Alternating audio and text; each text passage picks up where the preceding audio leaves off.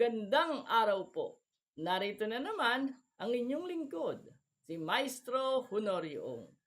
At ang tatalakayin natin ngayon ay ang kapalaran ng bawat zodiac sign. At siyempre pa, ibinabalita ko sa inyo na sa ika-dalawamput tatlong ito ng buwan ng Hulyo ay iiral na ang zodiac sign na Leo.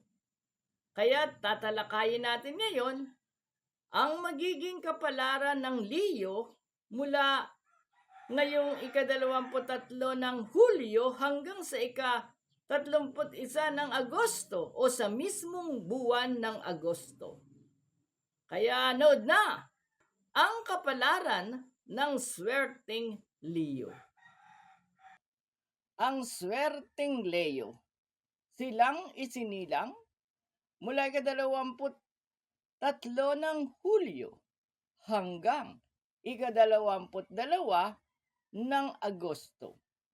Narito na ang magiging kapalaran ng Leo mula ngayong ika-23 ng Hulyo hanggang sa buong buwan ng Agosto 2026.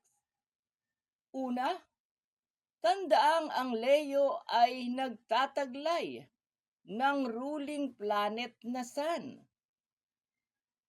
sa elementong fire o apoy. Ibig sabihin, sa pagpupursigi, sa pagpupumilit, humigit kumulang mula sa araw na ito hanggang sa buong buwan ng Agosto ay makakamit mo ang magagandang kapalaran. Sa pangkalahatan, may mga panibagong oportunidad na mabubuksan, higit lalo sa larangan ng salapi at material na mga bagay. Kaya naman, wala kang dapat gawin tulad ng elemento mong apoy, kundi kumilos ng kumilos at sunggaban agad-agad ang mga pagkakataong darating. At kagaya ng elemento mong apoy, dapat na kumilos ka ng kumilos upang ang tagumpay ay agad na mapasa iyo mula sa kalagitnaan ito ng buwan ng Hulyo hanggang sa buong buwan ng Agosto. Oo, hindi mo dapat palagpasin ang mga minsang pagkakataong ito na ibibigay sa iyo ng langit. Ang magagandang pagkakataong ito na magaganap na magsisimula ngayon ay may kaugnayan sa salapi at material na mga bagay. Ito rin ang pagkakataong magkakaroon ka ng extra income o madadagdagan ang pasok ng material na bagay sa iyong kabangyaman. Ang problema nga lamang, kasabay ng pagpasok ng makapal na halaga ng salapi, marami ding ang mga biglaang pagkakagastusan ang maaaring hindi mo maiwasan. Subalit dahil ang Leo ay isa sa mga strong na zodiac sign, kayo ay malakas at may willpower taglay ng haring araw na inyong ruling planet, dapat na gamitin mo ang iyong willpower, ang iyong determinasyon, at ang pagiging matigas ng iyong ulo at buo ang loob sa pagkontrol o sa pagdisiplina sa iyong sarili upang imbis na gumastos ka ng gumastos sa panahong ito ng kalagitnaan ng buwan ng Hulyo hanggang sa buong buwan ng Agosto, mas maganda na sa panahong ito ng iyong buhay, lalo na't nalalapit na ang iyong kaarawan, sa halip na maging bulaksa ka sa salapi tulad ng dati at nakagawian mo ng gawin, mas maganda kung mula ngayon matututo ka ng magtipid at mag-ipon. magandang preparasyon na rin ang pagtitipid at pag-iipon para sa nalalapit mong pagyaman. Sa pag-ibig at pakikipagrelasyon, sinasabing sa kalagitnaang bahagi ito ng buwan ng Hulyo, natatagal hanggang sa katapusan ng buwan ng Agosto, mainit na pag-ibig at romansa ang yayakap sa iyong karanasan at sa iyong katauhan.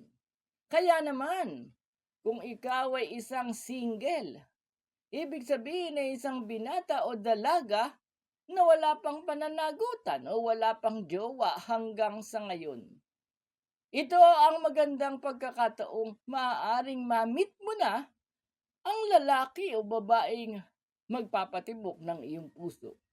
Ito ay mangyayari sa pamamagitan ng social media o kaya naman sa isang okasyong piling mong magandang-maganda ka o piling mong gwapong-gwapo ka kahit hindi naman, ay yung pagtatagpo at pagbuo ng isang kakaibang relasyon ay maaari na ngang mabuo sa pagbungad ng buwan ng Agosto hanggang sa buwan ng Oktubre, kung saan ang makakarelasyon mo ay nagtataglay ng isa ring fire type sign na Sagittarius, Aries o kapwa mo Leo. At magiging malapit din sa iyo ang air type sign na Aquarius, Libra at Gemini.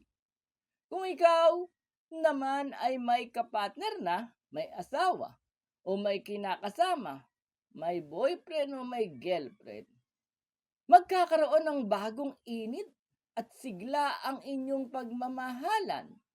Kahit na kadalasan tulad ng dati ay kinakapos pa rin sa pera at sa pangangailangan ang inyong pamilya. Ngunit hindi makakasagabal ito dahil ang iyong elemento ay fire o init o apoy. Tuloy-tuloy ang mainit na romansa sa buong buwang ito ng papasok na Agosto. Samantala, may bahagyang pagtatalo o hindi pagkakaunawa ang magaganap ang magpartner.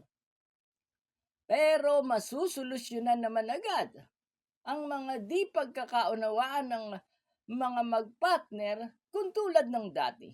Ikaw na ang magpakumbaba at umunawa kaysa sa asawa mong makitid ang utak at minsan ay mahirap ispelingin. Pinakamapalad na panahon sa sex, sa yakap, at sa palihim na romansa, ang kalagitnaan ng buwan ng Agosto. Sa salapi at pagkakaperahan, magiging maayos ang takbo ng kabuhayan mula sa ika-23 ito ng buwan ng Hulyo hanggang sa katapusan ng buwan ng Agosto. At ang kinaganda pa nito, may dagdag na pagkakakitaang darating. Maaaring makaisip ka ng extra income. Kaya lang tulad ng dati, sa umpisa ay excited ka at masigla. Pero sa bandang huli ay maaaring paluwal ka na naman. Dahil patuloy na humihirap ang buhay sa ngayon, ang mas maganda ay iwasan ang mga hindi inaasahang gastusin. Siyempre pa, sa panahong ito napahirap nga ng pahirap ang buhay. Dahil sa kabili-kabilang digmaang nagaganap sa Middle East at sa kontinente ng Russia, ay pahirap na naman ang buhay, ay mas mainam na i-priority mong muli ang operation malawakang pagtitipid at pag-iipon. Sa ganyang prioridad, wala kang talo sapagkat sa pag-iipon at pagtitipid, higit nagaganda at lalago ang iyong kabuhayan. Tulad ng dati, may tagubilin sa iyo ang langit. Huwag mag-iimbes sa mga nangungumbinsi na alam mong niloloko ka lang. Tandaan mong walang madaling kita sa ngayon. Ang lahat ay kailangang paghirapan. Sa karir at sa propesyon, sinasabing huwag ka kasing tatamad-tamad. Kaya nakakaalpas ang oportunidad na ikaw ay ma-promote at umasenso. Kapag may magandang pagkakataong madaragdagan ng iyong kaalaman, madaragdagan ng iyong trabaho at kinikita, tulad ng nasabi na, sunggab agad ang dapat.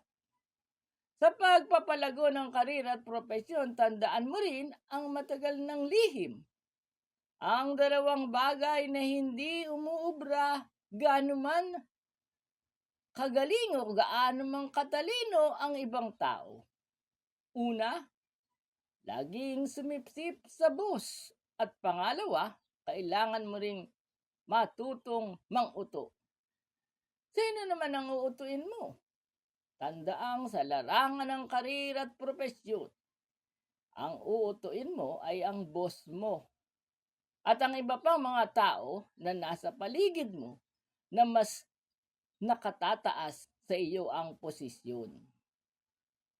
Tandaan mong hindi ka dapat magmayabang. Sa halip, lagi mong panatiliin ang pagsipsip at pang-uuto. Sinasabi ring sa unang linggong ito ng buwan ng Agosto hanggang bago bumungad ang buwan ng Setyembre.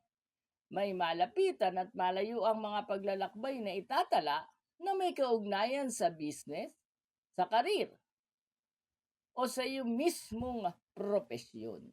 Sa aspetong pampamilya, kahit na may bahagyang hindi pagkakasundo dahil sa pangangailangang pangpinasyal at pangkalusugan, tandaan mong mahalaga pa rin sa lahat ang presensya ng pamilya, ang pagmamahalan at pagkakabuklod-buklod. Dahil sa kanila ka patuloy na humuhugot ng lakas at inspirasyon. Mula ngayon hanggang sa katapusan ng buwan ng Agosto, tandaang 3 bagay lang ang magpapanatili ng iyong lakas at kasiglahan. Ang pamilya, ang mga mahal mo sa buhay, at ang lipunang iyong ginagalawan. Tandaan din ang dahilan kung para kanino ka at para saan ka bumabangon sa bawat dumarating na bagong umaga.